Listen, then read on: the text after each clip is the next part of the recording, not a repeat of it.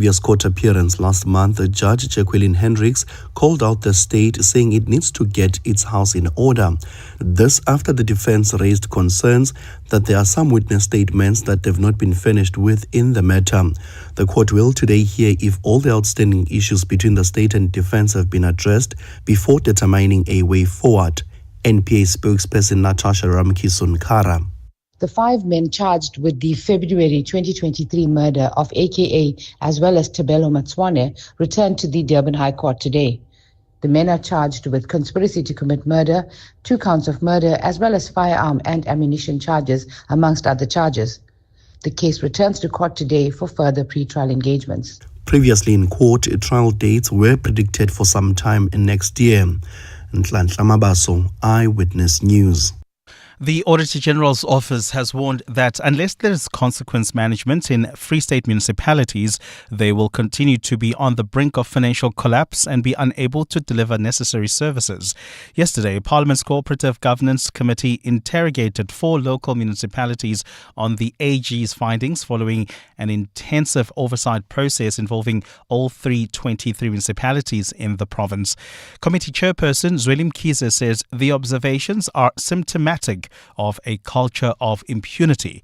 Lindsay Dentlinga reports. From unpaid employee pension contributions, billions owed to creditors, dodgy tenders, and billions of rands in unauthorised, irregular, fruitless and wasteful expenditure, Free State councils are mostly dysfunctional. The Auditor General's business unit leader, Odwa Duda, says mayors need to play a more proactive role in keeping an eye on their council's financial reports. With the mayor not doing that assessment, they are unable to identify on time the indicators already that could give indication that the municipality has the financial problems. Committee Chairperson Zweli Mkhize says the provincial leadership must also be held accountable to ensure municipalities receive the necessary support to comply and act on the Auditor General's findings. The issue of the culture of impunity, it's important for us to say you will have to ensure that the consequence management. The AG's office says Mkhize is not off the mark in questioning whether some councils may need to be placed under administration.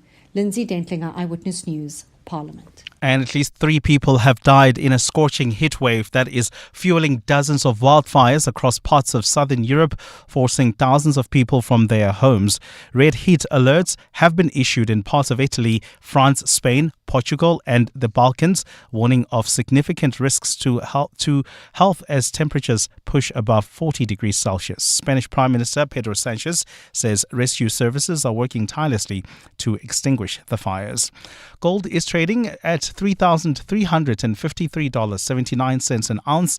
The rand is at 17.57 to the dollar, 23.73 to the pound, 20.53 to the euro. Brent crude oil is at $66.10 a barrel. And in the traffic, we've got an accident in the city of Tshwane. This one happened right near the Rigel Avenue exit. It's still causing delays coming out of Porter Avenue. Please be on the lookout there and approach with care. Traveling in the Kempton Park area, roadworks are taking place on the R21 North.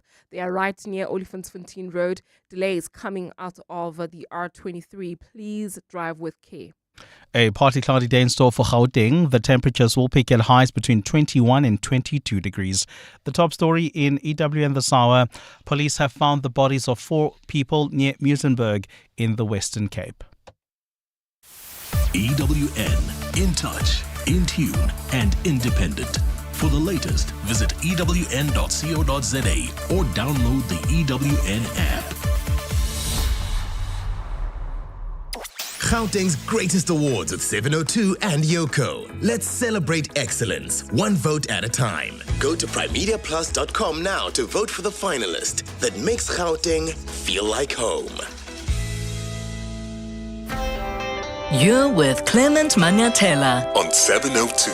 Let's walk the talk. Streaming on the Prime Media Plus app. DSTV channel 856, 92.7 and 106 FM.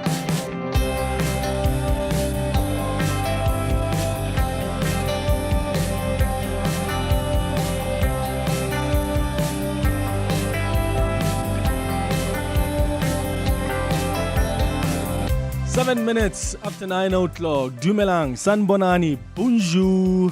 Welcome to the Clement Manyathela Show. It's wonderful to have you with us here on 702. I hope you are well this morning. And yes, Sem Trong on Twitter, I am back. Sem Trong says, "Hi Clement, hi Bo. You are back already and there wasn't a single breaking news item in the country. Your trips no longer bang the same." And I said to Sam, well, I was away for 5 days. I went on holiday for 5 days.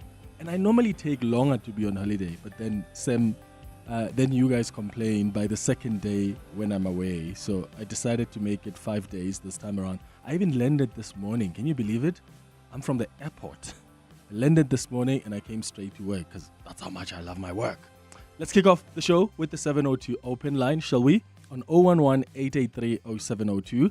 The WhatsApp line is 072-702-1702. You may have seen there are more organizations that are pulling out of the national dialogue. AfriForum, Solidarity, the Freedom Front Plus are the latest. In fact, the Freedom Front Plus, now the second GNU partner, or GNU party, or party in the GNU, whichever phrase you prefer. They are the second party in the GNU to decide that they're not going to be part of the national dialogue. They're accusing the ANC of being uncompromising and wanting to hijack this process. So what we're going to do at 10 o'clock is maybe start this conversation. I'm happy for us to start it on the open line. But we'll speak to the National Convention about whether or not this is a concern for them, because you want to maintain the legitimacy of the convention. I'm not suggesting here for a moment that the Freedom Front Plus, Solidarity, the DA and all these other parties Solidarity, have legitimacy and are able to maintain the legitimacy of the platform. But you've got other foundations as well, some foundations that have pulled out. And I really want to figure out, is it appropriate then to still push ahead? Or is it okay? There are always going to be disagreements. The convention must go ahead, understanding that there are people that will fall off along the way. I'm also interested in this amount of money that's been suggested. Do you remember when we were told of this 800 million rand or 700 and whatever million rand as an estimation of how much this whole process would take? And I remember it was the presidency that was getting the backlash. We spoke about it on the show. I don't remember any of the foundations that are part of the planning committee coming out and saying, "Oh, hold on, South Africans. We are the ones that have actually asked for this amount of money. And don't worry, we are going to make sure that we account. And this is where the money is going to go." I just remember this presidency being the ones that get the backlash on this. And I'm just wondering why. Because now the presidency comes and says, no, it wasn't even us as government who came up with that amount. It was some of, the preparatory committee.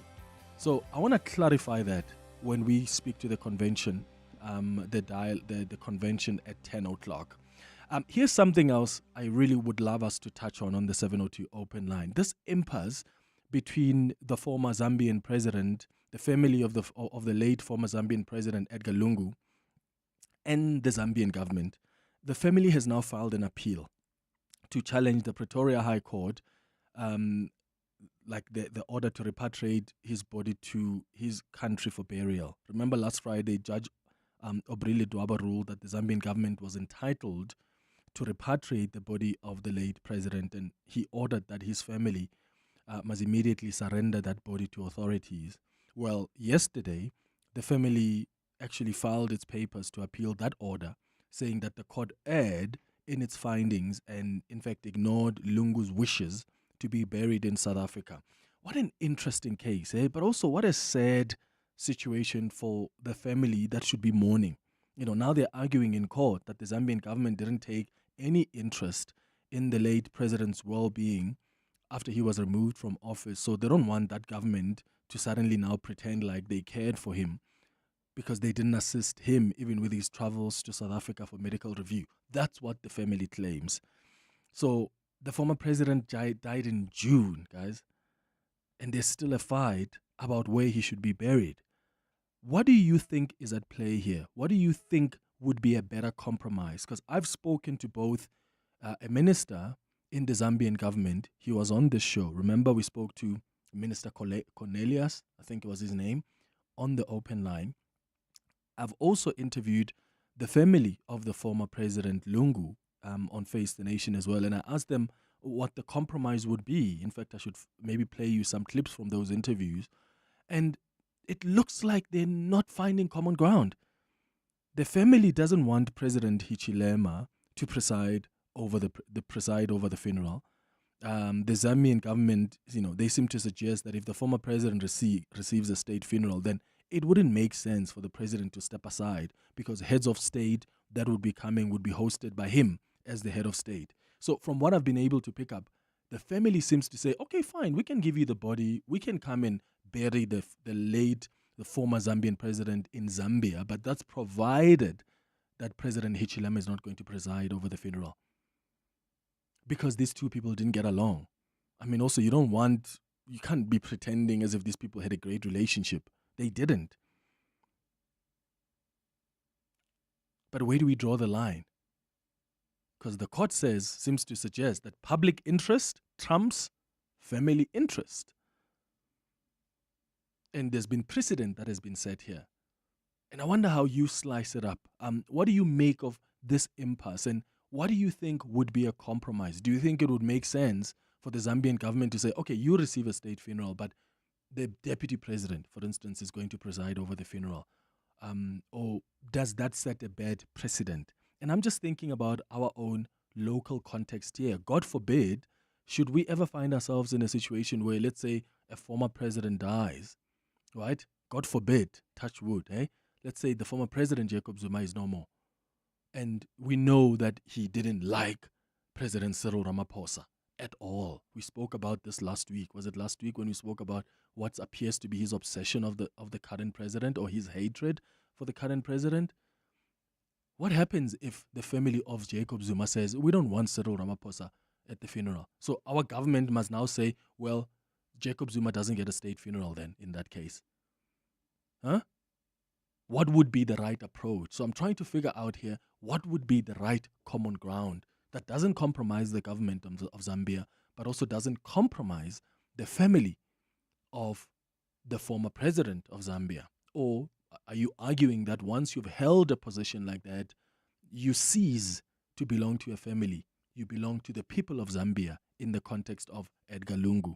Let me know your thoughts on 011-883-0702. At 10:30, we're going to be in conversation with Standard Bank. We'll be discussing opportunities that the G20 presidency presents for women. At 11 o'clock, we do our Listener's Choice feature. And today, we're going to be talking about fake alcohol. Do you know that there's fake alcohol? How much do you know about that? And can you even distinguish between real and illicit alcohol? I was shocked when I was having drinks with my neighbors one time, and they actually told me that, do you know that you could be having fake champagne? I was like, what do you mean? Like, I would be able, maybe, I thought, but I would be able to tell that this is fake champagne, or this is maybe fake whiskey, or, and they said, no, it's very difficult to figure that out. And I thought, oh my goodness. So what we're going to do today, we're going to look at how widespread this is, because one of our listeners has asked that we discuss this and how prevalent it is. So we're going to be talking about that at 11 o'clock. And I wonder if you were aware of that. At 11:30, we're going to do the sharing space. And today, we're going to talk about the right age to get married. There's a listener who's sharing an experience with us about getting married young, and that didn't work for him. We'll hear from him and get you to also share your stories as well. Were you one of those that got married young, and did that work for you? That's what's coming up at 11:30. That's the show coming up over the next 3 hours. Clement Manyathela, streaming on the Prime Media Plus app. DSTV channel 856, 92.7 and 106 FM. Joe, you're calling us from Joburg. Good morning. Hi. It's I think the the South African court is wrong in that decision. You cannot prescribe the family. I mean, we had a similar situation in South Africa. PW Botha died, and then the state offered the state funeral, and then they said declined. no. The family declined. And we respected the wishes of the family. Our government respected. Yeah, I still don't understand how he even tried to make interpretation of a Zambian law in a South African court. Here's a tricky part. Here's a tricky part, Joe. there was a case before when the former president, Kenneth Kaunda's family, wanted him to be buried in a private ceremony. And it was President Lungu then who took his family to court, Kenneth Kaunda's family to court, because President Lungu believed that the state's interest trumped that of Kaunda's. So in this case then, I mean, the government of Zambia says, well, you're the former president actually agreed with us on this one. No, I agree. But you see, that was done in a Zambian jurisdiction. Yes, true. This one is a South African jurisdiction. What does our law say? You cannot say the court was interpreting the Zambian laws in South African court. That's why I say our court was wrong. Okay, so you think that the family stands a good chance here at appealing? I should think so. I still don't understand it because it would be creating a serious and wrong precedent in life. You would find somebody who is exiled politically, and then when he dies, say not in the public interest. Bring him here. I doubt it. That I think the court there was wrong. Okay, Joe in Joburg, thank you for your thoughts. Papla, you're in Easterust. What do you think? Hi. Hi, Clement. Thanks for taking my call. Sure. I agree with the family, Clement, because given the fact that Lungu lost all his presidential privileges just because he entered politics again, so which make him an ordinary citizen now. But remember, when Ahmed Kathrada died, he was a very respected stalwart. He explicitly said, I don't want President Jacob Zuma at my funeral. And out of respect, Zuma did not attend it. So I don't see why the courts ruled that they ruled. And I hope the family get a better ruling with the SCA so that his wishes, if my last wishes, it's like having a will. My last wishes should be respected. I don't want him at my funeral. Yeah, and I mean, I hear what you say about Ahmed Kathrada, but we're also talking about a former head of state. So I understand, but listen, Ahmed was not the head of state, but he was so respected that if Zuma didn't attend, it would have been another, lot of issues. But because Ahmed was so respected that he was not the head of state, I agree with you. But yeah. Let me ask this, Papla. If, God forbid, right, a former head of state passes away, whether it's Thabo Mbeki or it's, let's say, Kgalema Motlanthe or Jacob Zuma, and the family says, we don't want Cyril Ramaphosa to preside over rather Paul Mashatile, for instance, what do you think would be the right approach of our government here? Is it to say, let's take the family's wishes, right, because that's what matters right now? Or do you think government must take the approach of the Zambian government and say, no, President Zuma or President Mbeki belonged to South Africans in a way, for lack of a better phrase, and therefore he deserves a state funeral that will be presided over by the head of state? Okay. Clement, it will always depend, according to me, on the relationship that the two have between them. Yeah. Because there was a great animosity between Lungu and the current president. It was palpable. So, yes. So, it doesn't make sense. Then the family's wishes supersede the wishes of the state. And I think as a president, just stand one side. You can have a memorial service where you can have something a few days before or after the funeral, but at the funeral, don't preside over the Absolutely. Pablo, I agree with you, and I know there are other people who disagree with you and I. So let's hear what others have to say. I really, really, really think that, and I get where some of you are coming from when you say it's so petty for the family to now want to argue that, well, the president of Zambia didn't get along with the